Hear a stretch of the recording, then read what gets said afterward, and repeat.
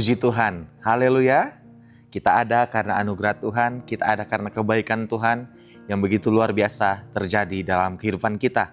Rise up, bangkit, bergerak, berdampak.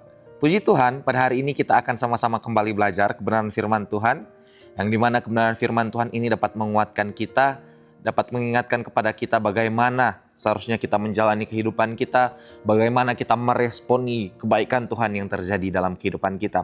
Puji Tuhan, pada hari ini kita akan sama-sama belajar kebenaran firman Tuhan yang terdapat dalam kitab Ibrani. Ibrani pasal yang kedua, kita akan melihat dari ayat yang ke-11 sampai yang ke-18.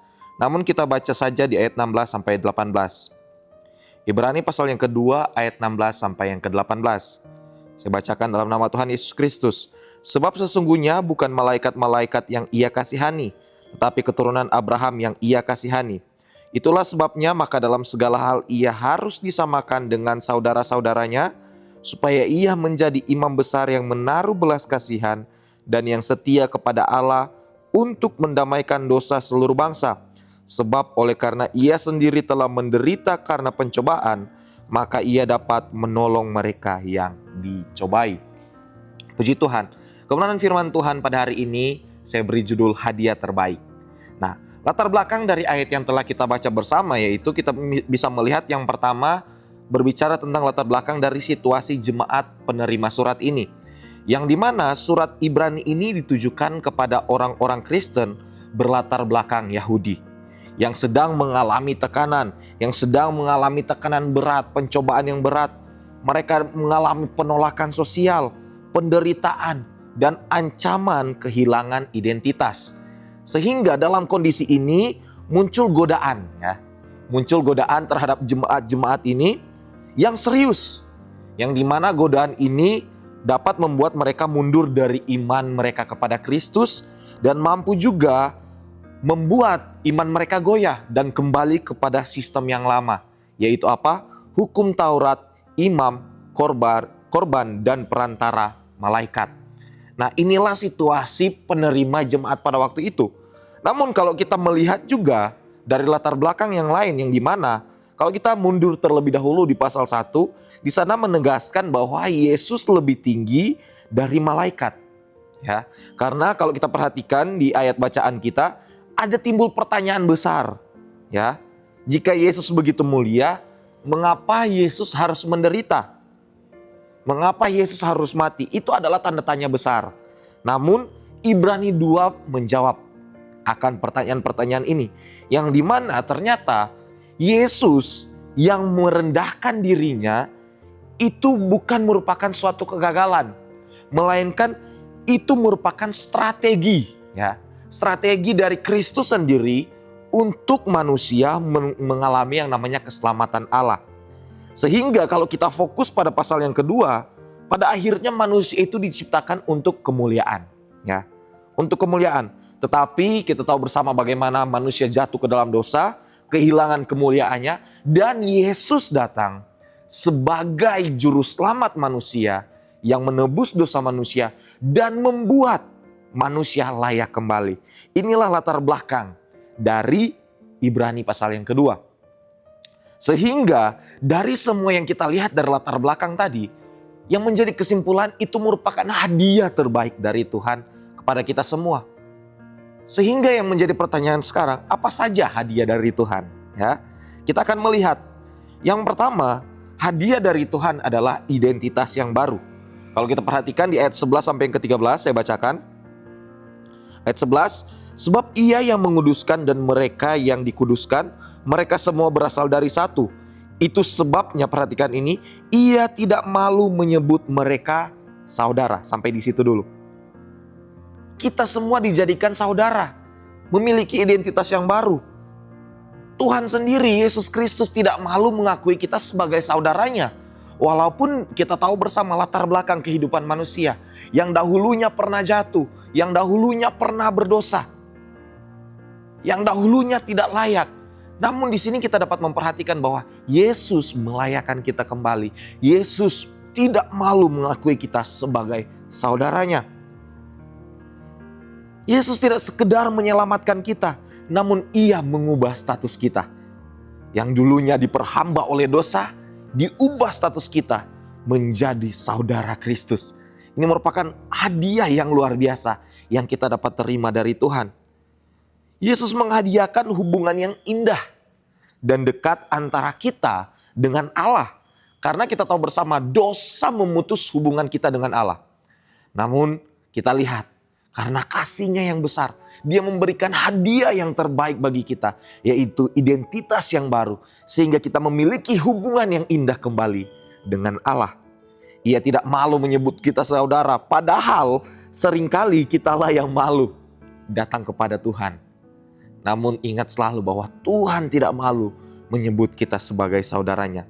Sehingga kita harus ingat bersama bahwa dari orang asing, dari orang yang terbuang, dari dahulunya orang yang berdosa, kita diangkat menjadi keluarga Allah. Dari dulunya ditolak, kita diterima. Dari yang tidak layak, pada akhirnya kita dilayakkan dan diakui. Sehingga pesan firman Tuhan, marilah kita responi hadiah Tuhan, identitas yang baru ini dengan hidup di dalam identitas yang baru. Maksudnya apa? Kita menghargai identitas yang baru dengan kita melakukan apa yang menjadi kehendak Allah. Kita melakukan apa yang ingin Allah lakukan dalam kehidupan kita dan terjadi dalam kehidupan kita. Kita pegang identitas yang baru. Kita adalah keluarga Allah, saudara Kristus. Ya, yang kedua, hadiah yang terbaik yang Tuhan berikan yaitu pembebasan. Kalau kita perhatikan di ayat 14 sampai yang ke-15, saya bacakan. Karena anak-anak itu adalah anak-anak dari darah dan daging, maka ia juga menjadi sama dengan mereka dan mendapat bagian dalam keadaan mereka. Supaya oleh kematiannya, perhatikan ini, ia memusnahkan dia yaitu iblis yang berkuasa atas maut, ayat 15. Dan supaya dengan jalan demikian ia membebaskan mereka yang seumur hidupnya berada dalam perhambaan oleh karena takutnya kepada maut. Kita lihat hadiah yang terbaik yang Tuhan berikan adalah dirinya sendiri. Dia memberi pembebasan kepada kita. Dia rela menjadi sama seperti kita. Dia rela mati untuk kita semua agar kita dibebaskan oleh belenggu iblis, agar kita dibebaskan oleh dosa. Yesus memberikan dirinya. Yesus memberikan dirinya untuk menebus dosa-dosa kita. Ia menjadi sama dengan manusia dikatakan di sini, yang dimana memiliki daging dan memiliki darah. Agar apa? Ia dapat berkorban untuk menyelamatkan manusia. Ia mati mengorbankan dirinya. Yang dimana lewat karya salib. Ya, kita tahu bersama, salib mematahkan kuasa iblis dan membebaskan manusia dari ketidaklayakan menjadi manusia yang layak di hadapan Tuhan. Ini adalah hadiah yang terbaik, yaitu pembebasan yang Tuhan berikan lewat dirinya yang Dia berikan kepada kita semua. Sehingga marilah kita hidup bebas dari kuasa maut. Marilah kita hidup bebas dari hidup yang dikendalikan dosa. Marilah kita hidup bebas untuk hidup bagi Allah. Sehingga aplikasinya apa? Orang yang tahu dirinya sudah diberi hidup oleh Kristus tidak akan hidup setengah-setengah. Melainkan dia akan memberikan hidupnya sepenuhnya kepada Tuhan. Dan dia tidak akan kembali kepada dosa. Melainkan dia memberikan sepenuhnya kehidupannya untuk kemuliaan Tuhan. Untuk melayani Tuhan. Untuk memberikan hidupnya. Memberikan yang terbaik bagi Tuhan. Dan dia tidak kembali kepada jalannya yang lama, yaitu dosa. Melainkan ikut sesuai dengan apa maunya Tuhan. Karena apa? Karena telah menerima yang namanya pembebasan.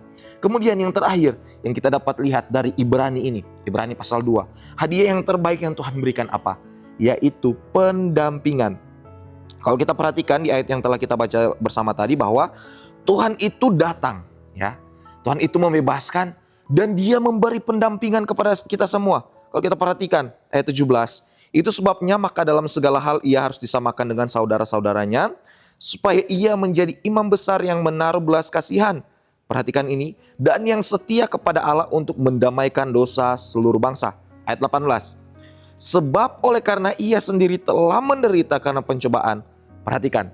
Maka ia dapat menolong mereka yang dicobai. Yesus tidak hanya mati bagi kita. namun Dia juga hadir bersama dengan kita. Ia mampu menolong kita. Kenapa? Karena Dia terlebih dahulu telah mengalami yang namanya pencobaan. Dia terlebih dahulu mengalami yang namanya penderitaan di atas kayu salib untuk menebus dosa kita. Sehingga Ia mampu menolong kita. Ia ada bersama dengan kita. Kalau kita perhatikan di sini dikatakan bahwa Ia menolong keturunan Abraham. Siapa keturunan Abraham? Yaitu kita orang-orang yang percaya. Karena Ia pernah menderita dan dicobai, sehingga pertolongannya nyata dalam hidup kita. Relevan ya. Relevan dalam kehidupan kita. Sehingga kita tidak pernah sendirian dalam pencobaan. Ingat selalu itu, kita tidak pernah sendirian dalam pencobaan, melainkan ada Yesus bersama dengan kita. Kita ditopang oleh kasih-Nya yang setia dalam kehidupan kita. Sehingga saat jatuh dan dicobai, jangan menjauh dari Tuhan. Melainkan mari kita cari Tuhan, kita datang kepada Tuhan. Karena di situ hadiah yang berkaitan dengan perlindungan Tuhan, pendampingan Tuhan akan begitu nampak kita alami di dalam Tuhan. Sehingga yang menjadi kesimpulan, hadiah terbaik menurut Ibrani pasal 2 yaitu apa? Ia menjadikan kita saudaranya. Kemudian Ia memberikan dirinya untuk kita semua. Dan yang terakhir apa? Ia menyertai dan menolong kita sampai akhir. Kristus memberi dirinya sepenuhnya kepada kita semua. Sehingga ajakan firman Tuhan, mari berikan dirimu yang terbaik kepada Tuhan. Amin firman Tuhan. Tuhan Yesus memberkati kita semua. Kiranya kita semua yang telah mendengarkan firman Tuhan ini dapat diberkati lewat renungan ini. Terima kasih telah mengikuti renungan 79. Kiranya dapat menjadi berkat bagi kita semua.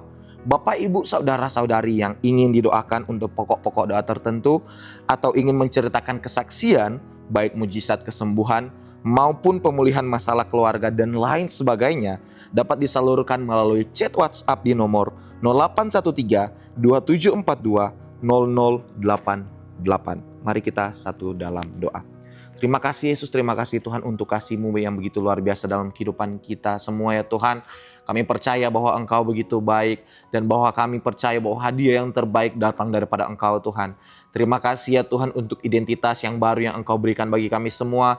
Terima kasih untuk pengakuan Engkau terhadap kami semua bahwa kami semua dijadikan Engkau sebagai saudara-Mu Tuhan. Bahwa kami semua ya Tuhan mengalami pembebasan di dalam Engkau. Engkau telah memberikan diri-Mu bagi kami semua Tuhan. Dan ya Tuhan kami bersyukur untuk pendampingan-Mu dan penyertaan-Mu yang selalu nyata dalam kehidupan kami Tuhan. Engkau terus memberikan hadiah yang terbaik bagi kami dan biarkan kami juga memberikan hadiah yang terbaik bagi Engkau Tuhan. Terima kasih Yesus, terima kasih Tuhan. Ya Tuhan, tolonglah kami keluarga GPD El Shaddai Magelang sungguh-sungguh berusaha menambahkan kepada pengetahuan, penguasaan diri, ketekunan, dan kepada ketekunan kesalehan. Biarlah kehendak-Mu yang jadi atas kami, bukan kehendak kami Tuhan.